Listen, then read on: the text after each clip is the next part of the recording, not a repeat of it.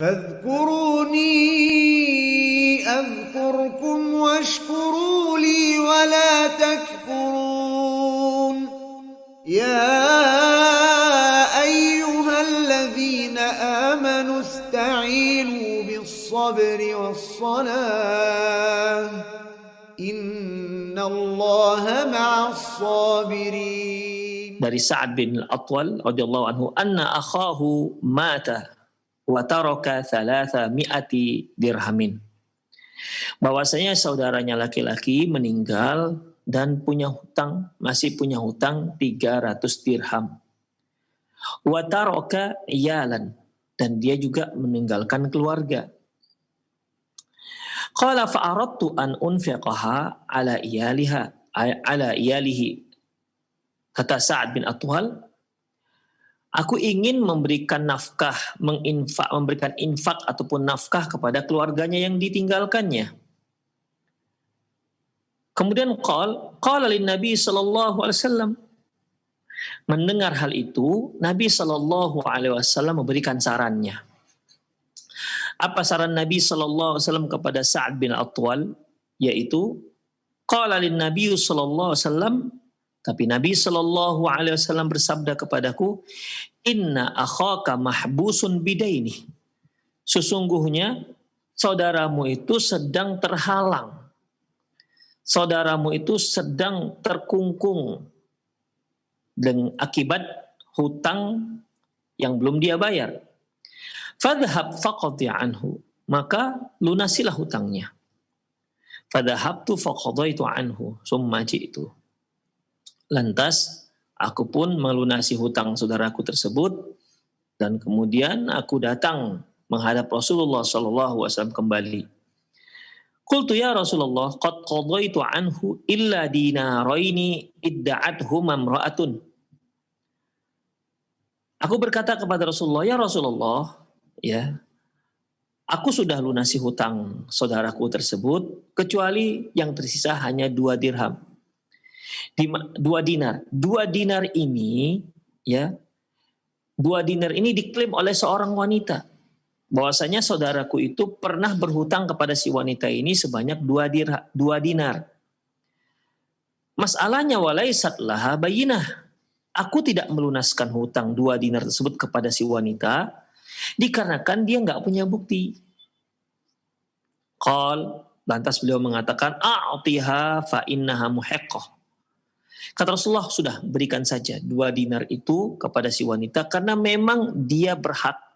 Artinya memang dia pernah memberikan hutang kepada saudaramu. Wa fi riwayatin shadiqah, dalam riwayat yang lain disebutkan bahwasanya Rasulullah mengatakan hiya shadiqah.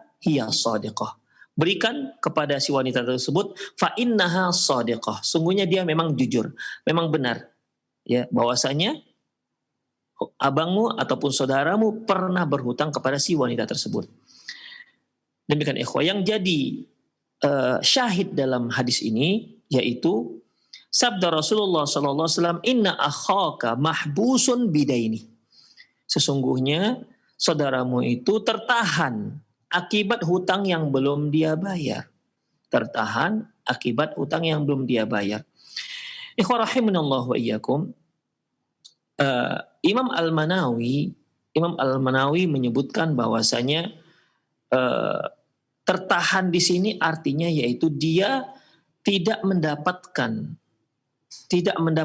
kedudukan yang mulia yang seharusnya diberikan kepadanya, ya, dikarenakan hutang yang belum dia bayar. Seandainya hutang ini sudah dibayar, sudah dia lunaskan, maka dia akan berhak mendapatkan kedudukan yang mulia tersebut. Akan tapi karena hutang dia masih ada, dia tertahan. Tertahan tidak mendapatkan kedudukan yang mulia. Itu komentar Imam Al-Manawi rahimahullah.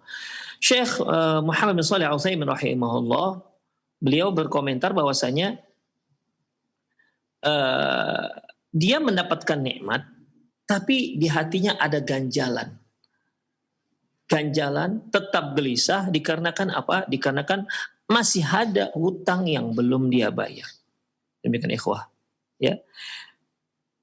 Jadi di sini permasalahannya adalah tertahannya dia, terkungkungnya dia akibat hutang yang belum dia bayar. Yang seharusnya dia mendapatkan keutamaan, mendapatkan kemuliaan di sisi Allah Subhanahu wa taala, akan tapi kemuliaan tersebut ditahan oleh Allah dikarenakan hutang tadi. Baik. Dalam hadis yang lain, waqad akhbara Rasulullah sallallahu alaihi wasallam anna dzalika as-sahabiyyu mahbusun bisababi dinih. Bahwasanya Nabi sallallahu alaihi wasallam menceritakan kepada sahabat tadi bahwasanya orang tadi itu tertahan karena hutangnya. Wa yumkinu ayyufassira hadzal habs haditsul akhar. Bisa kita artikan juga, bisa kita tafsirkan kata-kata mahbusun di sini, kata-kata tertahan di sini, yaitu dengan hadis yang lain. Haitsu qala Rasulullah sallallahu alaihi wasallam, di mana Rasulullah sallallahu alaihi wasallam bersabda, innahu ma'surun bidainihi anil jannah. Dia itu terhalang masuk surga gara-gara hutangnya.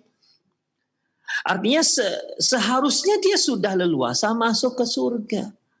Tapi karena dia masih punya hutang, ditahan oleh Allah Subhanahu wa taala. Belum diizinkan dia masuk surga sampai hutangnya dilunasi. Fafil hadits alladhi yarwihi Samurah bin Jundub, dalam hadis yang diriwayatkan dari Samurah bin Jundub, anna Nabiy sallallahu alaihi wasallam shalla 'alal janazati. Bahwasanya Nabi sallallahu alaihi wasallam menyolatkan jenazah, dalam riwayat yang lain shalla subhi. Ya, salat subuh. Falamman sarafa, ketika selesai salat subuh, jadi rencananya ikhwah rahimani Allah wa iyyakum, Rasulullah salat subuh. Setelah salat subuh beliau mau menyolatkan jenazah. Falamman sarafa, ketika selesai, qala ahahuna min ali fulanin ahadun. Apakah di sini ada keluarga si mayit? Apakah di sini ada keluarga si mayit? Fasakata qaum. Orang-orang diam. Tak ada satu orang pun yang menyaut. Wa kana idza batada'ahum bi syai'in sakatu. Memang para sahabat itu apabila Rasulullah memulai satu pembicaraan, pertanyaan, mereka itu nggak langsung menjawab, mereka diam dulu. Ya, seolah mereka itu memperhatikan dulu, jangan sampai salah dalam menjawab. Mereka diam, sakatu. Faqala dzalika miraran. Beliau mengucapkan itu berulang-ulang, dalam riwayat yang lain salasun la yujibuhu ahadun. Beliau mengulangi pertanyaan itu sebanyak 3 kali. Namun tak ada seorang pun yang menjawabnya. Hingga akhirnya faqala rajulun huwa dha. Hingga akhirnya ada seorang mengatakan huwa dha ya Rasulullah, itu termasuk keluarganya. Demikian. Qala faqama rajulun yajuru izarahu min muakhirin nas. Lantas laki-laki yang dikatakan sahabat tadi, ya Rasulullah, dia tuh termasuk keluarga si mayit. Maka yang ditunjuk tadi pun bergegas ya sambil menarik kain sarungnya. Dia duduknya di belakang. Ya mungkin dikarenakan dia nggak dengar atau Allahu alam. Intinya dia tidak bergegas, dia tidak langsung menjawab. Ya ada banyak kemungkinan ikhwah. Baik, lantas faqalahu Nabi sallallahu alaihi wasallam. Lantas Nabi Shallallahu Alaihi Wasallam bersabda kepada si laki-laki tadi yang sambil menarik kain sarungnya, mana aka fil marrataini ulain, ikhwah yajurru izarahu fi muakhirin nas.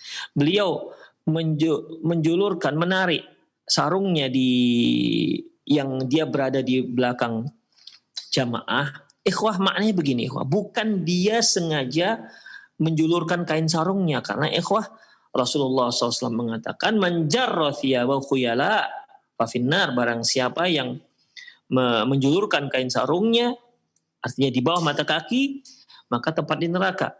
Ini ikhwah, dia di belakang. Para sahabat itu biasa membawa kain sarung, kadang-kadang ditaruh di bahunya. Jadi ketika dia bangkit, Ini kain sarungnya terjulur, maka dia seret. Nah, makanya dia seret. Kain sarung di sini bisa juga kita artikan kain panjang, ya, kain panjang. Baik. Kemudian ikhwah rahimanallah wa iyyakum. Selanjutnya beliau mengatakan mana'aka fi marrataini ulayaini antakuna ahbab ajabtani. Kenapa engkau tidak menjawabku, tidak menyahuti pertanyaanku di dua pertanyaan sebelumnya? Ama inni lam anwihi bi ismik illa khair. Sungguhnya aku tidak ada niat dengan namamu kecuali yang baik. Apa itu? Inna fulanan li rajul minhum. Sungguhnya si fulan. Artinya keluarga dia, ya keluarga laki-laki yang menarik kain sarungnya.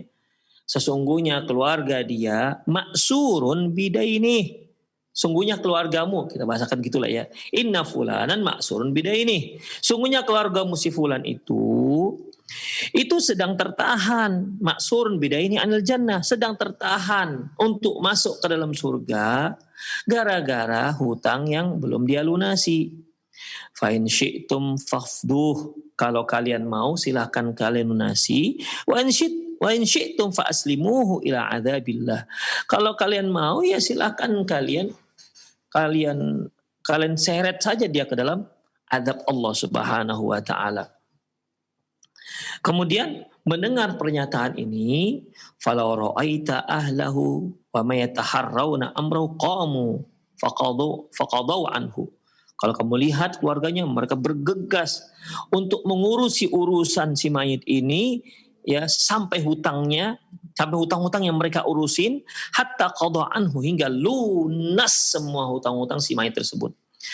Hatta ma ahadun yatlubuhu bi syai', sampai-sampai tak ada seorang pun lagi yang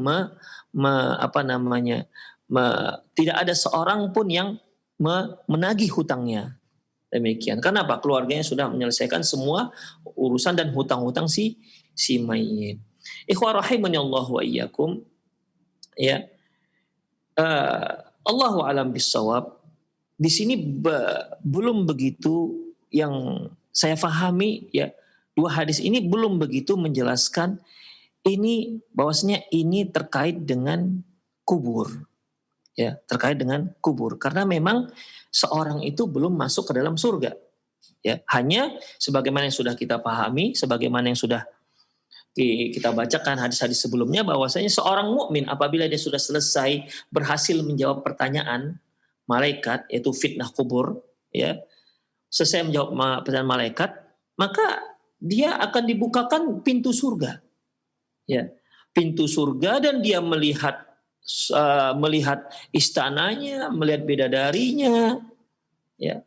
Kemudian dia minta kepada Allah agar diperkenankan untuk masuk, tapi kan belum dibolehkan. Makanya orang mukmin setelah dia melihat surganya tersebut, dia doanya yaitu Rabbi aqimis sa'ah, ya Allah segerakan hari kiamat. La'alli arji'u ila mali wa ahli, agar aku bisa kembali kepada hartaku dan keluargaku. Maksudnya yang di surga. Itu ikhwah. Jadi dia memang belum masuk surga, ya, belum masuk ke dalam surga. Namun ikhwah rahimanallah, di sini ada hadis, ya, yang semoga ini terkait dengan kubur. Yaitu dari Jabir bin Abdullah qala, dari Jabir bin Abdullah dia berkata, mata rajulun faghassalnahu wa kaffannahu wa hannatnahu. Seorang laki-laki meninggal dunia, maka kami mandikanlah si mayit-mayitnya, kami kafankan dan kami bubuhi wewangian di mayit tersebut. Wa wada'nahu li Rasulullah sallallahu haitsu tudha'al janaiz, dan kami letakkan mayit tersebut, jenazah tersebut di tempat yang biasa diletakkan jenazah. Ya. Yang biasa itu ikhwah bukan dalam masjid, tapi di luar masjid. Di luar masjid itu ada yang disebut dengan makom Jibril. Biasanya kalau Jibril mau masuk ke rumah Rasulullah, disitulah dia berdirinya. Di situ dikatakan makom Jibril. Nah, disitulah tempat yang biasa jenazah itu diletak, yang akan disolatkan oleh Rasulullah Sallallahu Alaihi Wasallam. Jadi bukan di masjid. Taib. Summa adzanna Rasulullah SAW bis salati alaihi. Kemudian kami beritahukanlah kepada beliau, kepada Rasulullah SAW, bahwasanya jenazah sudah siap untuk disolatkan. Faja'a ma'ana fatakhatta khuttan. Kemudian dia pun datang bersama kami dan dia pun melangkah. Summa qala la'alla ala sahibikum dainan. Sepertinya jenazah kalian ini punya hutang ya, kata beliau. Qalu na'am dinaran. Benar ya Rasulullah, dia masih punya hutang 2 dinar. Kemudian fatakhallafa wa qala sallu ala sahibikum. Lantas beliau pun membalik dan berkata, kalau begitu kalian saja yang menyolatkan jenazah kalian.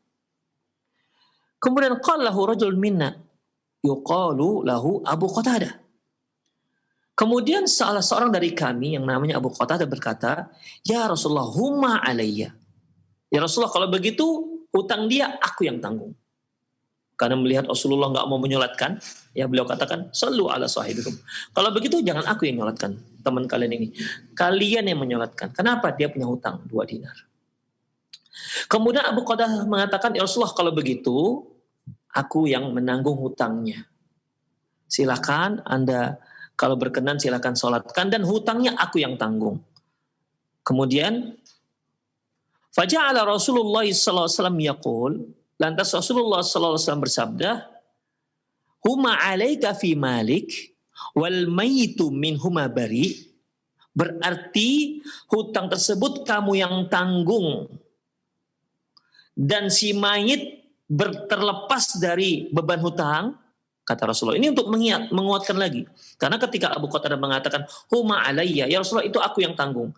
Sebenarnya itu sudah cukup, tapi Rasulullah ingin lebih menekankan lagi. Ya, berarti si mayit tidak lagi punya hutang dan kamulah yang sekarang berhutang, kata beliau kepada Abu Qatadah. Kemudian Abu Qatadah mengatakan, "Na'am, ya Rasulullah." Kemudian fasalla alaihi faja'ala Rasulullah sallallahu alaihi wasallam idza laqiya Abu Qatadah yaqul ma sana'atid dinaran. Dan Rasulullah pun akhirnya menyolatkan si mayit. Kenapa? Karena dia dianggap tidak lagi punya hutang. Sudah tak punya hutang lagi. Karena hutangnya diembankan kepada Abu Qatadah. Dan ketika Rasulullah SAW bertemu, ya, ketika Rasulullah SAW ketemu kembali dengan Abu Qatadah besoknya, Rasul tanya itu, gimana Abu Qatadah? Sudahkah kamu lunasi hutang si mayit teman kalian kemarin? Kemudian qala, "Ya Rasulullah, innama mata bil ams." Rasulullah kan baru kemarin meninggalnya. Artinya ternyata Abu Qatadah ya hari jenazah itu meninggal sampai besoknya dia juga belum melunasi. Makanya kata Abu Qatadah, "Ya Rasulullah kan baru kemarin tuh meninggalnya." Hatta kana akhir dalik summa laqiyahu min al-ghad. Kemudian kemudian ditemui lagi berikutnya. Kemudian beliau mengatakan, "Ma fa'ala dinaran." Apa yang telah kamu lakukan dengan 2 dinar? Artinya sudah kamu lunasi. Qala qad qadaituhuma ya Rasulullah. Rasulullah sudah kulunasi. Apa kata beliau? Di sini ikhwah, inilah kalimat yang terkait dengan kajian kita. Al-an hina baradat alai jilduh. Sekarang baru dingin kulitnya. Sekarang baru dingin kulitnya. Jadi di sini ikhwah berarti ketika Rasulullah katakan baradat al-an, baradat alaihi jildu, sekarang baru mendingin kulitnya, berarti sebelum dilunasi hutang ya kulitnya panas. Ya, mungkin ini salah satu daripada jenis azab kubur yang ditimpakan Allah Subhanahu wa taala kepada orang yang meninggal sementara hutangnya belum lunas. Demikian ikhwah rahimanallah. Adapun nanti di hari akhirat, kalau memang belum juga terlunasi hutangnya, sementara dia termasuk penduduk surga, maka dia ditahan oleh Allah, tidak diizinkan masuk ke surga hingga hutangnya dilunaskan. Demikian ikhwah rahimanallah wa iyyakum. Sampai Karena pentingnya masalah pelunasan hutang ini, ikhwah, a'azinallahu wa iyyakum, sampai Rasulullah sallallahu alaihi wasallam ketika ada seorang bertanya, "Ya Rasulullah, apabila aku berperang jihad fisabilillah dan aku mati tewas, apakah aku masuk surga?" Kata laki-laki tersebut. Apa jawab beliau? "Na'am." Ya, kamu akan masuk surga. In kunta sabirun muhtasib. Syaratnya kalau kamu sabar dan hanya mengharap ridha Allah Subhanahu wa taala. Kemudian apa lagi? Muqbilun wala mudbirun. Kamu maju ke depan, tidak lari dari peperangan. Demikian. Artinya ketika laki-laki itu bertanya, apakah aku akan masuk surga kalau aku tewas dalam jihad fisabilillah? Kata Rasul, iya, apabila kamu berperang ikhlas karena Allah Subhanahu wa taala, maju tak gentar, kemudian tidak lari dari peperangan.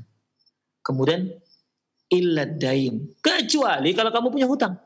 Insyaallah la haula wala quwata illa billah. Kecuali kamu punya hutang. Hakadha qala li Jibril alaihissalam. Begitulah yang dikatakan Jibril kepadaku. Ternyata ikhwah, walaupun seorang yang mati dalam jihad fisabilillah yang seharusnya dia masuk surga, nggak jadi masuk surga gara-gara masih punya hutang. Ini menunjukkan hutang itu bukan perkara sepele. Ya, bukan perkara yang sepele, ikhwah. Berapa banyak di antara kita sekarang mudah sekali berhutang. Ya, mudah sekali berhutang. Atas nama gak ganti hutang. Hutang ditukar namanya dengan kredit. Masya Allah. La haula wa la quwata illa billah. Sampai-sampai ada yang bersemboyan, kalau bisa, kalau kita diberi cicil, dibolehkan nyicil, kenapa kontan? Jadi orang sekarang itu cenderung walaupun dia punya uang kontan, lebih cenderung ngutang, nyicil. Nyicil itu kan termasuk ngutang, ikhwah.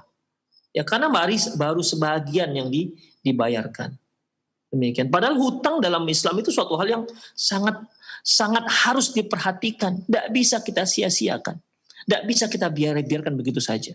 Coba kita lihat tadi. Sahabat yang tewas. Perang, menyabung nyawa. Sampai dia tewas, lepas lehernya. Lepas kepalanya dari badan. Namun dia nggak masuk surga. Gara-gara punya hutang. Demikian ikhwah. Rahimani Allahu wa iyyakum. Rasulullah juga pernah mengatakan, "Law anna rajulan qutila fi sabilillah." Seandainya seorang itu terbunuh dalam jihad fi sabilillah, summa uhya, kemudian dia dihidupkan kembali, summa qutila, kemudian terbunuh lagi, summa uhya, kemudian dihidupkan lagi, summa qutila, kemudian terbunuh lagi sampai 3 kali.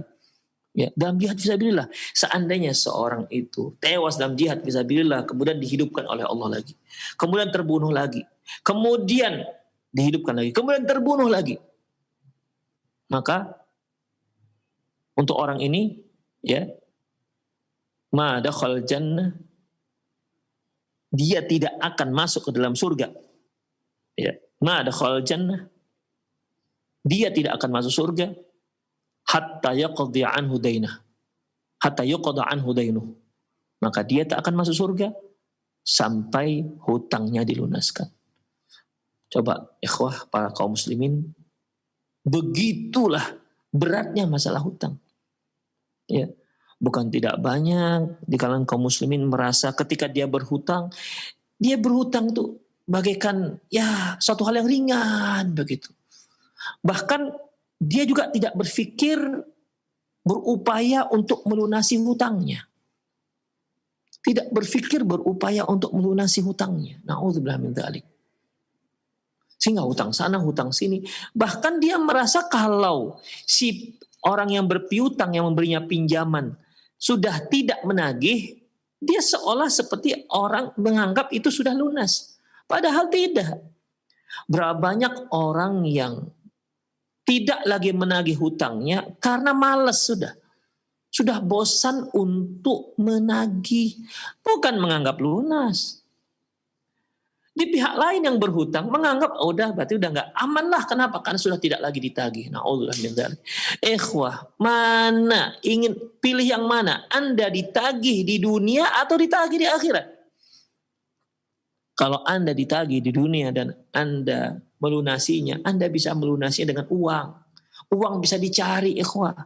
Tapi kalau di akhirat nanti Itu dari mana kita cari uang? Uang kita dibangkitkan Allah dengan telanjang, tak punya apa-apa. Jadi bagaimana cara membayarnya? Membayarnya bil hasanat. Membayarnya dengan apa? Dengan kebaikan. Ikhwah, perhatikan. Kita di dunia beribadah kepada Allah Subhanahu wa taala. Apa yakin kita dari ibadah itu kita dapat kebaikan? Kebaikan itu diberikan oleh Allah Subhanahu wa taala, pahala itu diberikan Allah Subhanahu wa taala dengan syarat kita ikhlas dan kita sesuai dengan Quran dan Sunnah Rasulullah SAW. Apa yakin kita? Sampai seorang alim mengatakan bahwasanya Fudail bin Iyad rahimahullah mengatakan, seandainya aku tahu ada satu solat yang jelas diterima oleh Allah Subhanahu wa taala, satu solat. Satu ya ikhwah. Kita solat satu hari 5 kali yang wajib. Ya. Ini kata beliau Fudail bin Iyad yang terkenal seorang yang ahli ibadah. Seandainya aku tahu satu solat aku saja jelas diterima oleh Allah Subhanahu wa taala, sungguh itu lebih aku cintai ketimbang dunia dan seisinya. Demikian. Artinya kita bersusah payah untuk mendapatkan itu. Di akhirat kita bayar dengan itu. Allahu Akbar. Kita susah mendapatkan kebaikan itu ikhwah. Makanya lunaskan di dunia. Di dunia lebih mudah pelunasannya. Cari uang insya Allah. Bisa kita cari. Karena dia berupa nominal. Ada bendanya. Tapi begitulah ikhwah. Setan selalu saja memberi kita, melalaikan kita terhadap hutang-hutang yang pernah kita hutang kepada orang lain. Pada Rasulullah pernah mengatakan, matul ghani zulmun. Sesungguhnya orang yang sudah sanggup bayar hutang, tapi dia tunda, zulmun, itu zalim ikhwah. Misalnya nih, saya berutang. Besok ya saya lunasi utang saya. Saya hutang misalnya 100.000, besok saya lunasi utang saya. Besok ya, akhi, saya lunasi. Besok saya punya duit ini. Bukan hanya 100.000, mungkin 1 juta di kantong saya. Tapi saya nggak mau lunaskan. Besok aja lah, besok lusa aja lah saya lunasi. Begitu. Padahal saya janjinya besok. Ya. Saya janjinya hari Selasa akan melunasi utang dengan teman. Saya punya uang di hari Selasa tersebut, tapi saya niatnya mau mengundur. Udahlah, saya undur saja hari Selasa. Hari Selasa itu benar, saya lunasi utangnya. Tapi pengunduran hutang saya dari Senin ke Selasa itu zulmun. Ya, itu zulmun namanya, itu zalim. Sudah berdosa kita. Padahal di hari Selasa kan tetap kita bayar. Tapi karena kita menunda pembayaran hutang dengan tanpa alasan yang syar'i, maka itu zulmun. Matul ghani zulmun. Orang yang menunda-nunda bayar hutang padahal dia sanggup bayar hutang, maka itu zalim. Demikian ikhwah. Dahsyat masalah hutang ikhwah. Ya, dahsyat masalah hutang. Rasulullah SAW sampai tak mau menyolatkan orang yang berhutang. Sampai seperti itu. Rasulullah pernah mengatakan juga, inna syahid yughfar kulla dzambin. Yughfaru li kulli syahidin dzambah. Bahwasa yughfaru li syahidin kulla dzambi. Sesungguhnya orang yang mati syahid diampuni semua dosa-dosanya. Ila dain, kecuali hutang. Jadi hutang nggak bisa dianggap lunas.